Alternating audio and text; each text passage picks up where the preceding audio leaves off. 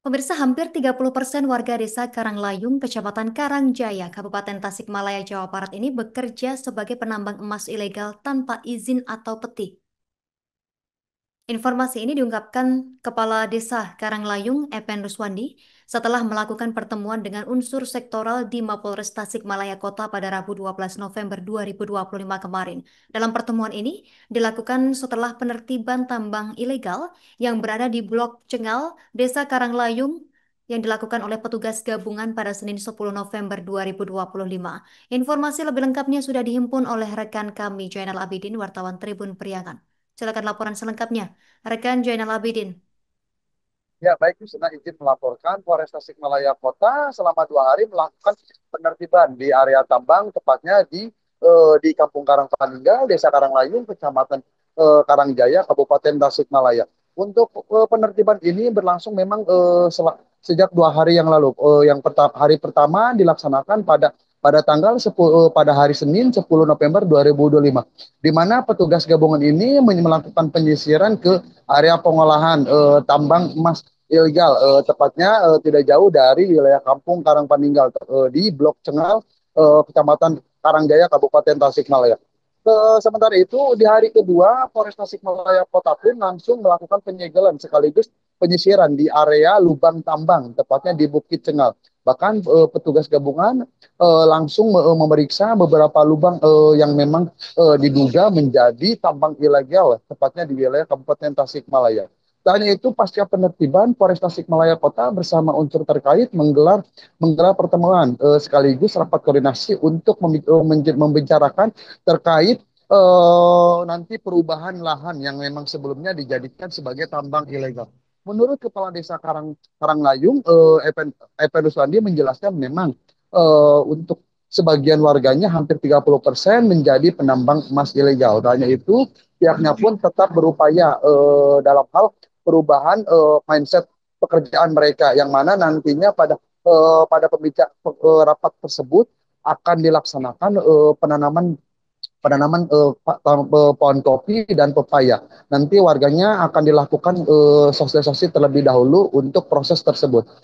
Selain itu, Epen pun menjelaskan untuk kebutuhan setiap harinya memang para warga Karangpaninggal Desa Rayang Layung ini berprofesi sebagai tambang ilegal. Meskipun begitu, pihaknya menjelaskan ada yang berdagang juga maupun bertani. Sementara itu, menurut Camat Karangjaya, Atang Suwardi menjelaskan pihaknya tetap mendukung tentang proses penertiban yang dilakukan pihak Polres Tasikmalaya Kota, di mana nantinya pihaknya akan memfasilitasi pihak desa bersama warga setempat untuk membicarakan nantinya untuk pembukaan lahan sektor pertanian kopi dan pepaya.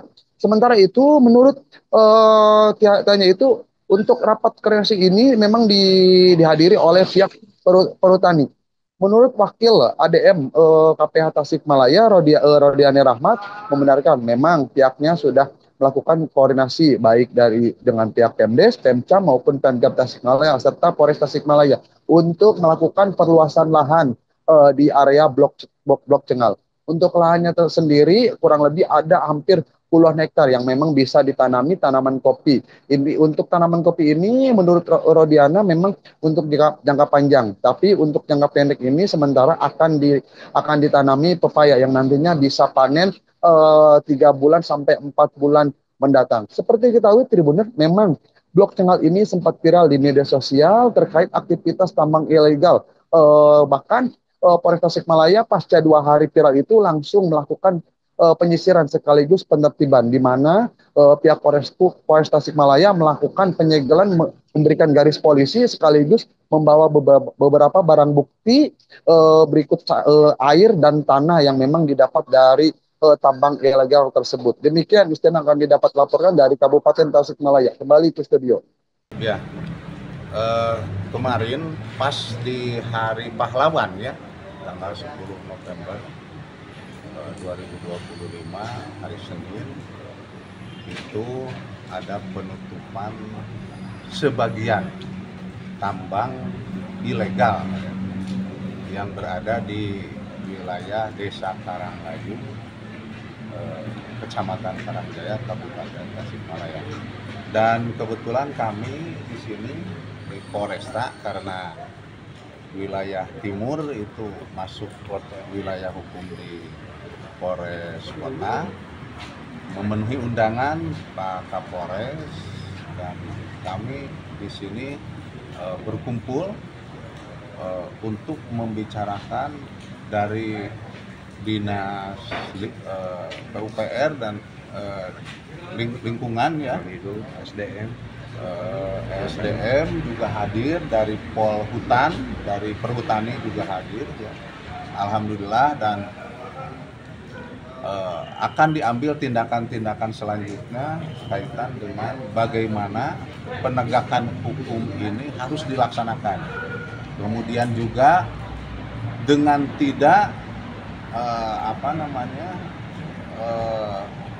memarginalkan masyarakat itu sendiri karena kebutuhan sehari-hari. Bagaimana nanti proses pemberdayaannya akan dikaji lebih lanjut tentunya dengan berbagai pihak, berbagai pertimbangan, dan insya Allah akan menjadi solusi yang terbaik bagi kita semua.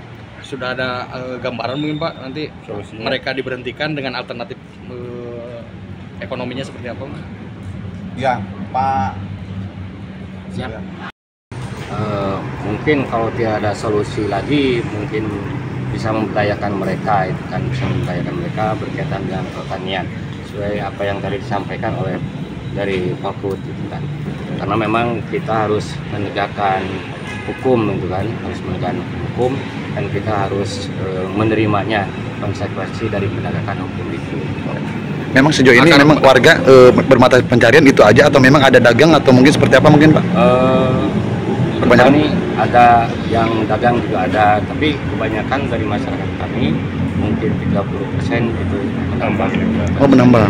Langkah dari desa sendiri Pak kan untuk menggeser kebiasaan warga dari tambang, dari pertanian kan tidak sesederhana itu. Nah, langkah dari kepala desa mungkin seperti Ya apa? memang sulit juga bagi kami untuk menggeser kebiasaan dari masyarakat tambang ke kegiatan yang lain. Kami juga minta bantuan dari mungkin Pak Bupati atau dinas-dinas terkait untuk membantu warga kami supaya jangan sampai masyarakat kecil lebih dimarginalkan lagi. Bahkan harapan saya adalah masyarakat supaya lebih meningkat lagi perekonomiannya, karena tidak mau masyarakat di kami lebih miskin lagi, lebih susah lagi kehidupannya.